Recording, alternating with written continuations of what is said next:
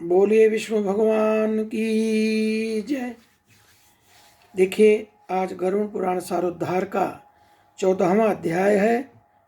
इस 14वें अध्याय में जमलोक, जम सभा का वर्णन, चित्रगुप्त आदि के भवनों का परिचय, धर्मराज के 4 जो द्वार हैं उनका विवेचना, उनकी पुण्यात्माओं का धर्म सभा में कैसे प्रवेश होता है, यह जो भगवान गरुड़ को बताते हैं। गरुड़ ने कहा कि हे भगवान, जमलोक क्रियन कियन मात्र कृदिशि केन निर्मितः सभा च कृदिशि तस्याम धर्म आस्ते च कैशः। हे दयानिधे, जमलोक कितना बड़ा है, कैसा है, किसके द्वारा बनाया हुआ है, वहाँ की सभा कैसी है, धर्मराज किसके साथ बैठते हैं। तो हे दयानिधे, जिन धर्मों का आचरण करने के कारण धार्मिक पुरुष जिन धर्मराज के बनाए हुए धर्म मार्गों से भवन में जाते हैं, उन धर्मों और मार्गों और विषय में भी आप मुझे बतलाइए, ऐसा गरुड़ भगवान ने कहा। तो भगवान ने कहा कि श्रृणुताच्च प्रवीक्ष्यामि यद्गम्यं नारदादिभिः तद्धर्म नगरम दिव्य महापूर्णैर्वाप्यते। हे गरुड़, धर्मराज, जो नगर नारद आदि मुनियों के लिए भी अगम्य है, उसके विषय में बतलाता हूं, सुनो। उस दिव्य धर्म नगर को महापुण्य से ही प्राप्त किया जा सकता है। जो महापुण्य नहीं करेगा वह प्राप्त नहीं हो सकता। इस बार एक महापुण्य करने का आपको चांस है। जो महाकुंभ में इस बार जो स्नान करेगा, 144 बरस बाद यह लग रहा है, और 12 बरस बाद तो लगता ही है। तो वो कहते हैं कि महापुण्य प्राप्त जो करता है वह इस धर्मनगर में आता है। दक्षिण दिशा और नरेत्र कोण के मध्य में वैवस्वत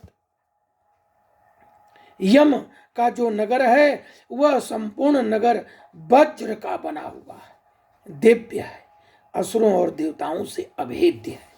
कहने का मतलब वहां न असुर उसकी नुकसान कर सकते हैं, देवता तो कर ही नहीं सकते, क्योंकि वो शांत स्वभाव और अच्छे होते हैं।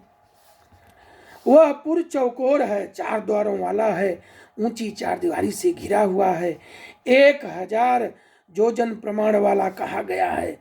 उस पुर में चित्रगुप्त का सुंदर मंदिर है, जो 25 जोजन लंबाई और चौड़ाई में फैला है।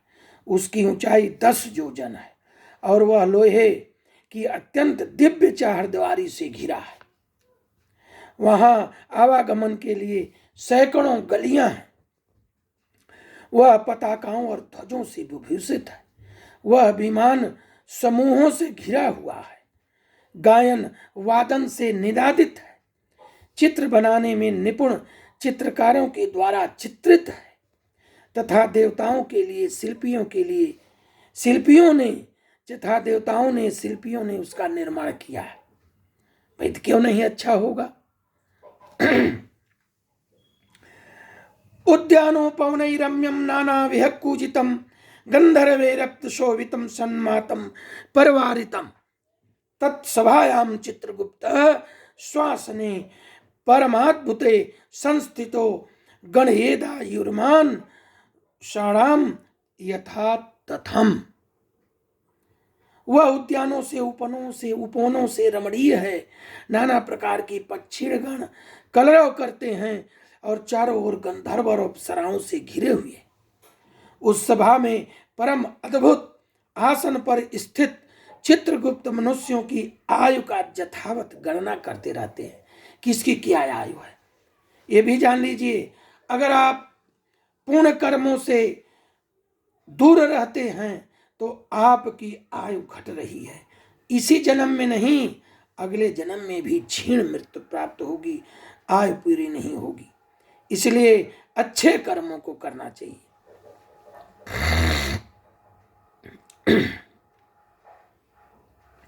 वे मनुष्य पाप और पुण्य का लेखा जोखा अभिलेख करने में त्रुटि नहीं करते। जिसने जो शुभ अथवा शुभ कर्म किया है चित्रगुप्त की आज्ञा से उसे उन सब का भोग करना होता है। चित्रगुप्त के घर में पूरब की ओर ज्वर का बहुत बड़ा विशाल घर है। उनके घर में दक्षिण शूल, लुता और विस्फोटक के घर हैं तथा पश्चिम में कालपास, अजेंड और अरुच के घर हैं।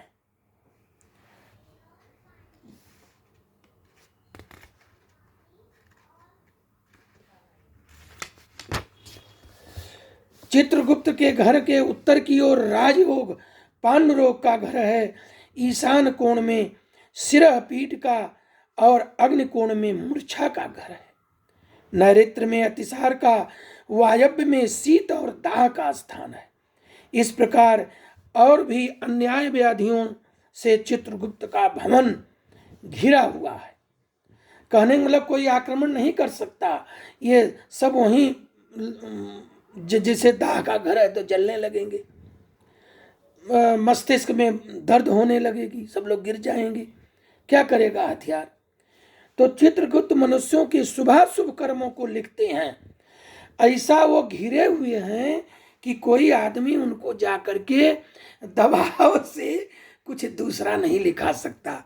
उनकी गणित, उनके मन में जो आएगा वही गणित होगी और उसी से वो लिखते हैं। कोई आदमी अगर वहां पहुंचा तो मान लो 100 आदमी पहुंचे, अब पांडुरोग वाले में घुस गए तो सबका पेट फूल गया, पानी भर गया, कहां से आगे जाएंगे। बोले विष्णु भगवान की जय।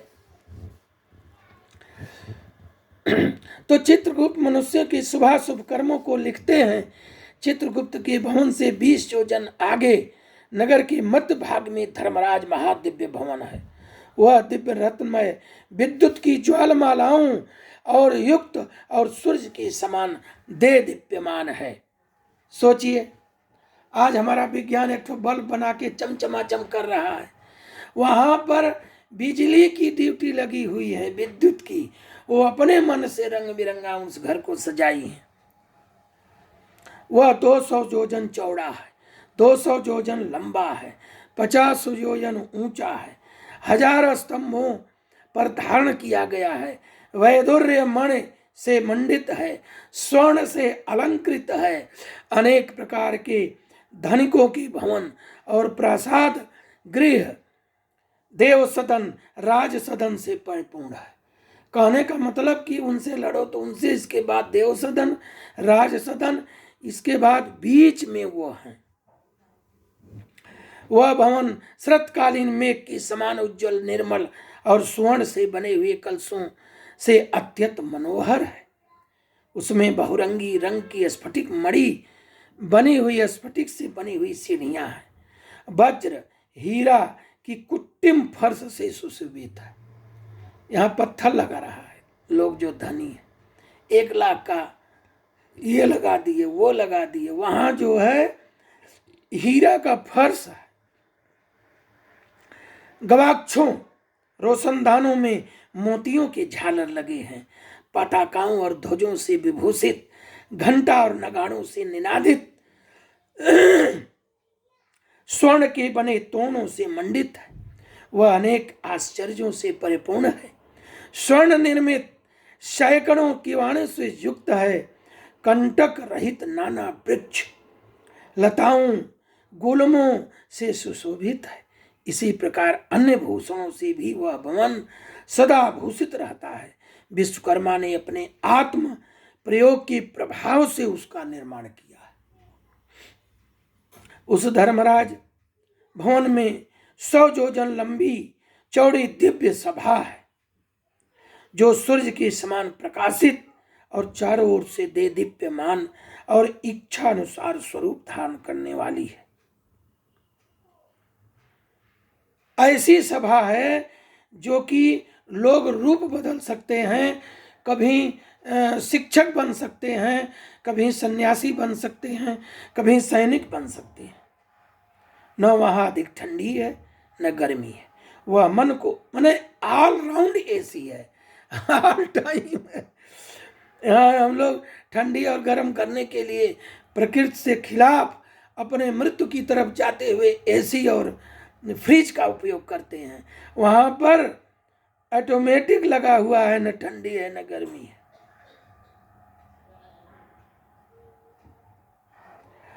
अब सुनिए, वहां रहने वाले को न शोक होता है, न वृद्धावस्था सताती है, न भूख लगती है, न प्यास लगती है, न किसी के साथ अप्रिय घटना होती है। देवलोक और मनुष्य लोक में जितने काम में विषय और अभिलाषाएं हैं,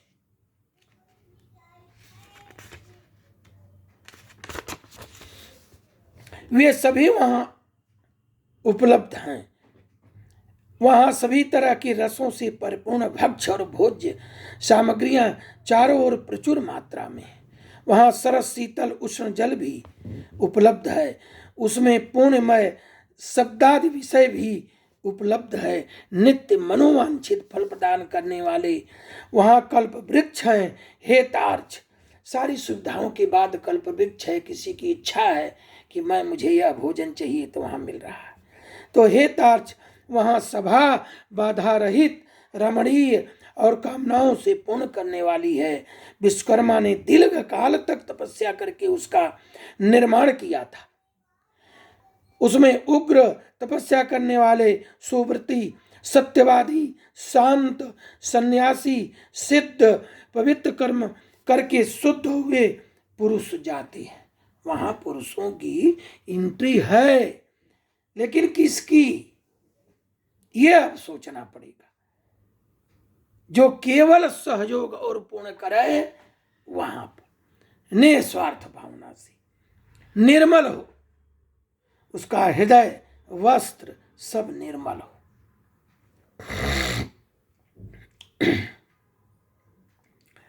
तो वह पुरुष जब वहां सभी का देह तेजोमय होता है, वे आभूषणों से अलंकृत और निर्मल वस्त्रों से युक्त होते हैं। अपने किए हुए पूर्ण कर्मों के कारण वहां विभूषित होकर विराजमान रहते हैं। चैन से 10 योजन विस्तीर्ण और सभी प्रकार के रत्नों से सुशोभित उस सभा में अनुपम और उत्तम आसन पर धर्मराज विराजमान रहते।